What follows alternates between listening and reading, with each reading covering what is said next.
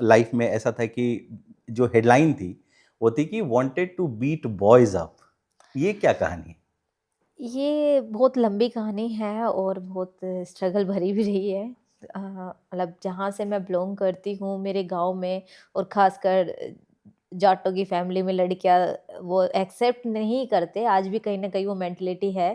तो जैसे मेरी 2 बहनों के बाद मेरा थर्ड बोर्न होता है, तो मेरे पापा जी एकदम ब्लैक आउट हो जाते हैं कि एक लड़की और पैदा हो गई। तो उसके बाद मुझे ये बात मतलब काफ़ी टाइम बाद पता चली कि वो हम नहीं चाहते थे तुझे। बट उ उससे पहले भी मुझे फ़ील होता था कि लड़कों को इतनी अहमियत मिलती है, लड़कियों को नहीं। तो बस वो एकदम से अंदर से वो स्प्रिट आने लगी कि बस अब तो मुझे प्रूफ़ करना है लड़कों को मार के कि मैं इनसे कम नहीं हूँ।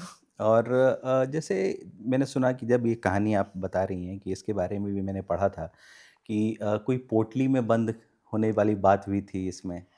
हाँ, वो एक घड़ा था जिसमें मम्मी ने जैसे ही मैं बोर्न हुई घर में थोड़ी, क्योंकि हमारी जॉइंट फैमिली थी तो चीज़ें ऐसी होने लगी थोड़ा।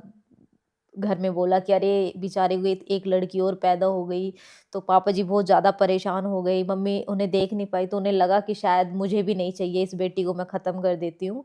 तो लेकिन जैसे ही मैं रोई तो वो मुझे बाहर निकालने लगी कि नहीं, मैं नहीं कर सकती। और एक बार मैं कहीं पढ़ रहा था कि जितने भी बड़े फाइटर्स होते हैं, अब आप एमएमए में यूएफसी लीग में खेल रही हैं, इससे बड़ा फाइट तो कुछ होता नहीं है। सो जो बड़े फाइटर होते हैं वो अपने जीवन से ही इंस्पिरेशन ड्रॉ करते हैं। बचपन में कुछ ऐसा रहता है जो उनको बहुत आगे बढ़ाता है, जो उनके गुस्से को जो चैनलाइज करता है। क्या ऐसी चीज़ें रही बचपन में? हाँ, पापा जी के जाने के बाद मेरी 2 बहनें और मम्मी हम तीनों को सिर्फ़ ऐसे देखते थे समाज कि एक दुःख भरी आँखों से कि बेचारी के पास ना पापा है, ना कोई भाई है, कैसे गाइड होगी, कैसे इनका घर चलेगा, अब तो बेचारे को ऐसे टाइम काटना पड़ेगा।